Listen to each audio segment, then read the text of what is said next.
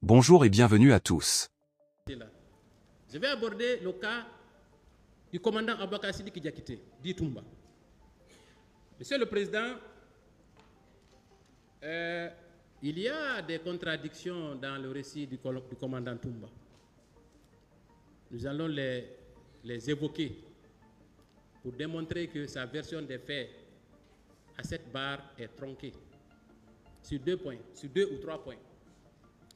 Avant de commencer, n'oubliez pas de vous abonner et d'activer la cloche de notification pour ne rater aucune de nos prochaines vidéos. C'est parti.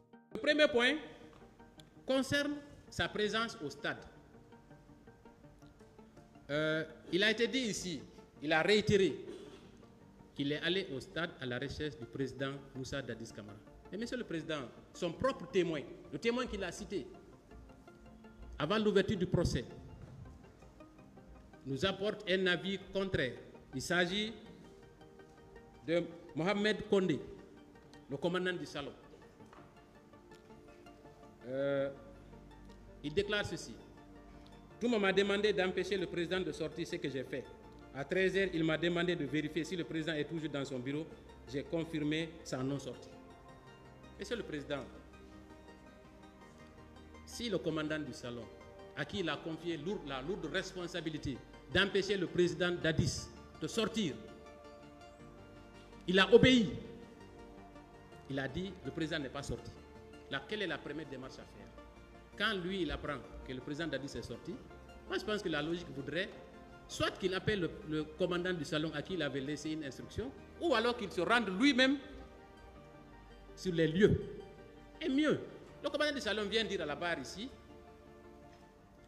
il m'a rappelé, je lui ai dit que le président n'est pas sorti. Alors qu'est-ce qu'il est allé chercher au stade? Je vais vous expliquer l'une des théories possibles.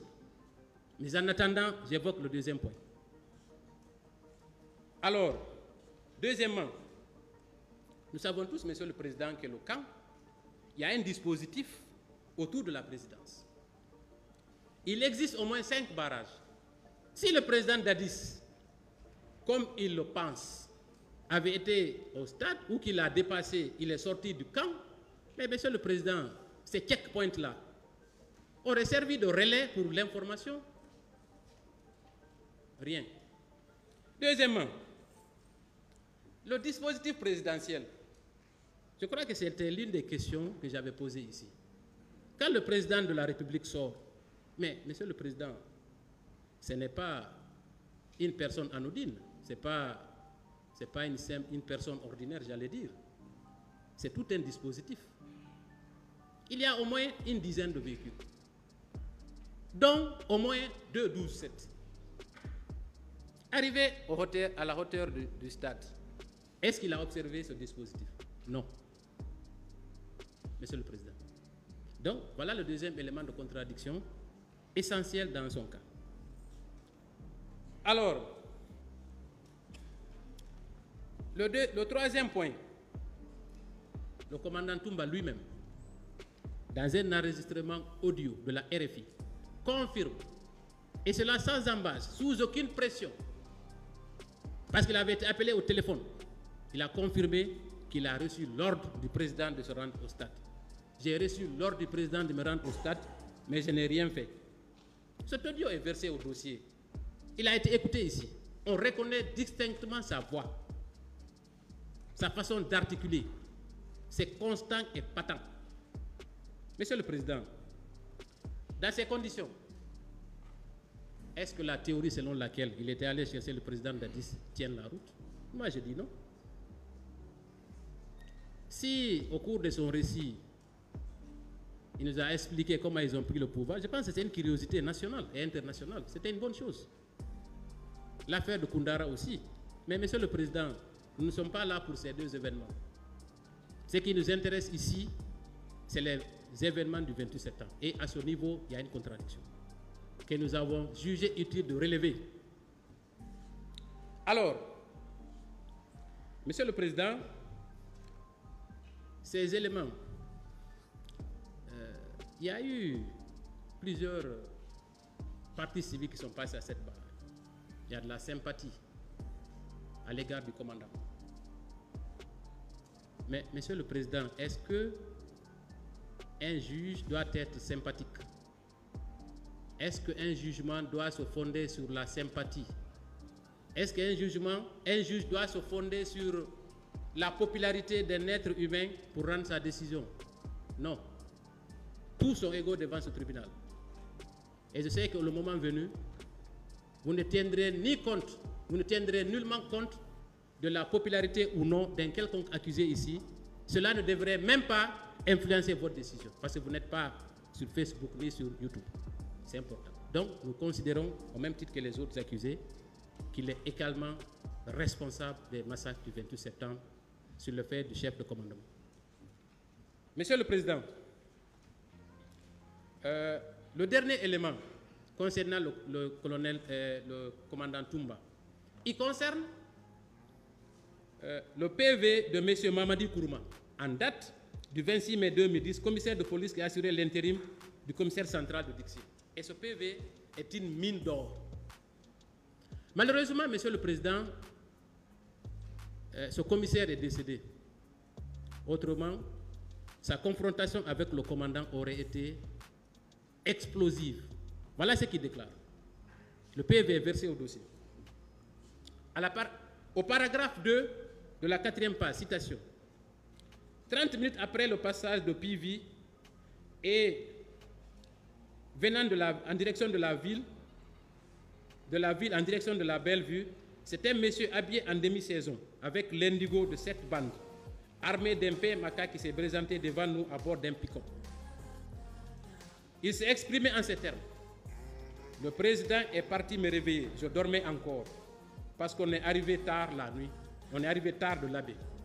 Il m'a traité de maudit, de malhonnête, en disant que comment les leaders peuvent-ils me braver au stade du 28 septembre et que toi tu es couché. Maintenant, moi-même, j'irai régler leurs comptes.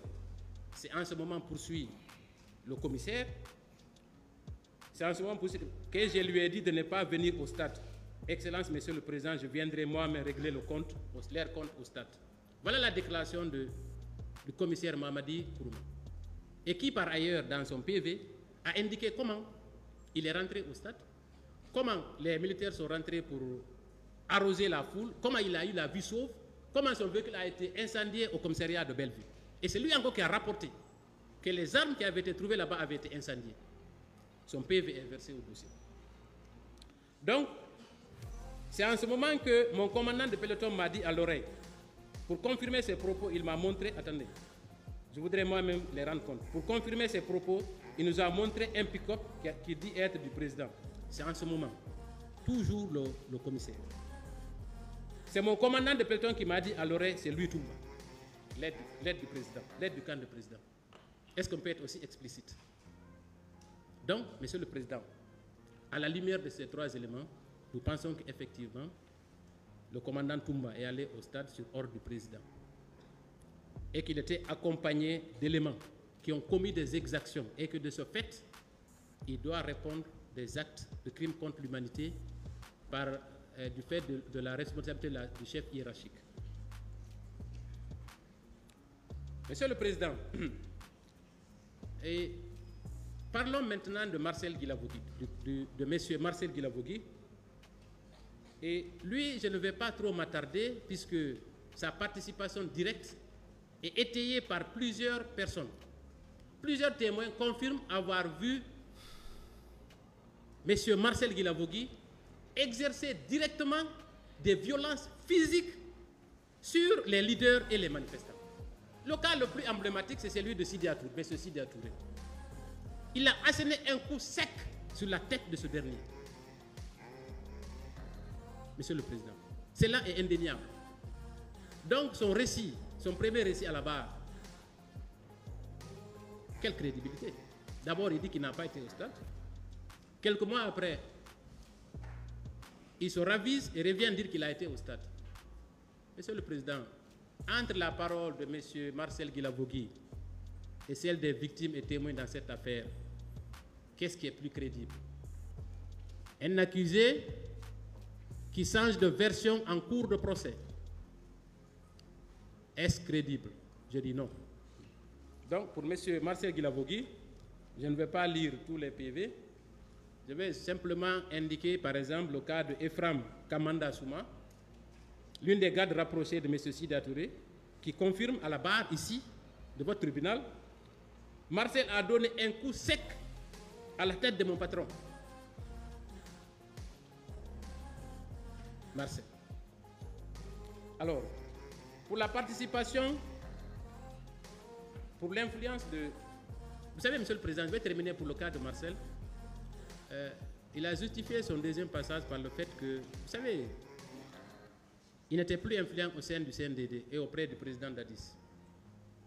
Je crois qu'il y a que plusieurs déclarations avaient été faites à cette barre, notamment par le commandant Toumba,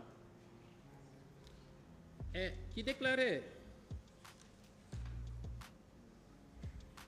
Marcel était plus chaud et plus craint que Dadis, ou encore Marcel était plus influent au sein de la tour. C'était quelqu'un de toujours influent, contrairement à ce qu'il a raconté ici.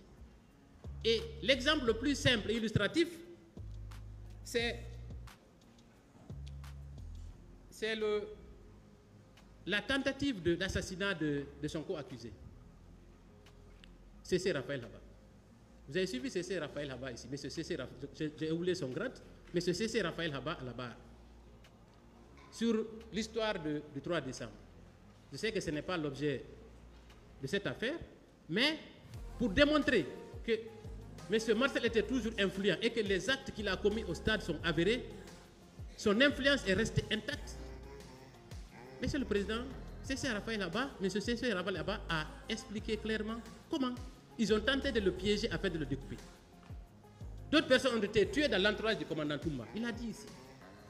Donc, le récit selon lequel il avait perdu toute influence auprès du président Dadis n'est pas crédible. Dès lors, toutes les déclarations tendant à le disculper sont non fondées. Et que par conséquent, Monsieur le Président, pour avoir agi directement, exercer des violences directement sur les leaders politiques, pour avoir été en compagnie d'éléments qui ont perpétré les massacres en sa compagnie, pour avoir donné des instructions pour que des crimes-là soient commis, Monsieur le Président, pour ces motifs, il y a lieu également de retenir M. Marcel Guilavogui pour crime contre l'humanité et complicité sur le droit guinéen. Monsieur le Président, il y a également, je vais parler de, enfin, ou avant-dernièrement, de M. Paul Mansa Guilavogui. Monsieur le Président, je l'avais dit plus tôt, après la manifestation, après la répression sanglante au stade, les jours durant, des citoyens guinéens qui ont eu, selon le CNDD, l'outrequittance de manifester ont été arrêtés et conduits dans les différents camps pour y subir des tortures. Au camp Makambo, je prononce ce mot contre ma volonté. Au camp Kundara, ces personnes ont été soumises à diverses tortures pendant des semaines, pendant plusieurs jours. Des gens ont été torturés en présence effective de M. Mansa Guilavogui. Monsieur le Président, vous avez suivi à la barre ici des récits glaçants, impitoyables, inadmissibles des partis civils qui sont venus vous expliquer comment les tortures-là étaient infligées aux pauvres citoyens. Comment il les a ordonnés de se superposer comme des sardines dans sa chambre pour convaincre sa femme. Est-ce que nous ne sommes pas, ces manifestants ne sont pas des Guinéens? Pourquoi ont-ils eu le courage de leur infliger de telles tortures? Monsieur le Président. Donc, également pour M. Paul Mansa, vous retiendrez également, en ce qui le concerne, les crimes de torture, conformément au code pénal guinéen. Monsieur le Président, venons maintenant à M. Mamadou Aliou Keita, par lequel je vais terminer en ce qui concerne les accusés. Les autres feront l'objet de plaidoirie avec mon équipe. La tâche est immense. Donc, allons maintenant, parlons de Mamadou Aliou Keita, Monsieur le Président. Voilà un cas emblématique. Vous savez, Monsieur le Président, au stade, l'horreur s'est produite. Les viols ont été commis à ciel ouvert. Mais ce qui est répugnant et inadmissible, parce que la plupart des femmes qui ont été victimes de viols n'ont jamais pu identifier l'auteur de leur agresseur. Ils n'ont jamais identifié leur agresseur. Parce que c'est des personnes qui étaient inconnues. Mais le cas spécifique de Mamadou Aliou Keïta nous donne à réfléchir. Monsieur le Président, quand on voit la corpulence de M. Mamadou Aliou Keïta, l'accusé, qui frôle les 90 kilos, comparé à la victime AB, environ 45, 45, 55 kilos, qui de surcroît était connu de l'accusé. Monsieur le Président, vous savez, dans des situations d'infortune, dans des difficultés extrêmes, il y a qu'on s'en remet à Dieu, mais aussi aux personnes qu'on connaît. Il se trouve que Madame Abbé connaissait le gendarme, l'accusé Mamadou Aliou Keïta. Elle a cru à ses dépens que celui-ci pourrait la sauver parce qu'ils avaient une relation familiale. Mais, Monsieur le Président, dès qu'il a aperçu la dame et qu'elle a demandé « Aide-moi », l'aide qu'il lui a apportée, c'était de lui asséner un coup fatal sur le visage et d'appeler ses amis pour abuser d'elle. C'est inimaginable. Elle l'a reconnu. Et vous savez, Monsieur le Président, je vais vous dire aujourd'hui la raison pour laquelle elle a déposé plainte. Quand l'accusé est allé chez elle, quand elle s'est plainte à la copine de l'accusé, qui est aussi par ailleurs sa nièce par alliance ou par manche longue famille, elle a dit que tu m'as fait du mal. Elle dit, si l'accusé avait dit, je me suis trompé, je ne t'ai pas reconnu, c'est pourquoi je t'ai infligé cette souffrance, elle n'aurait jamais porté plainte. Mais, quand l'accusé est venu, dans la chambre où elle était couchée, alitée, l'a regardé dans les yeux, il a dit, ce n'est pas moi. C'était de trop. Elle ne pouvait pas accepter que cela reste ainsi.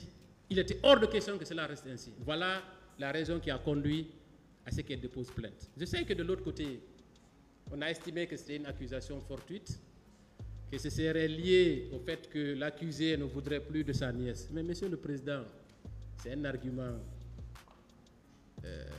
incongru. Mais qui représente M. Mamadou Aliou Keïta pour cette femme? Ce n'est pas un homme riche, au point que si elle porte plainte, elle peut s'attendre à des rétributions. Non. Qu'est-ce qu'elle pouvait gagner en portant plainte? Une femme qui a 5 enfants. Aujourd'hui, dont la vie est détruite. Elle a été obligée de changer de domicile ces 10 dernières années, plus de 6 fois. Elle a été exfiltrée, envoyée à Dakar, parce qu'elle se sentait menacée. Monsieur le Président, ensuite, quand il a été question de la confrontation ici, mais il faut préciser d'abord que Madame Ba avait déjà comparu à huis clos et l'accusé était là. Et d'ailleurs, pendant... N'oubliez pas de vous abonner et d'activer la cloche de notification pour rester informé de nos prochaines vidéos. Restez à l'écoute pour les développements passionnants à venir.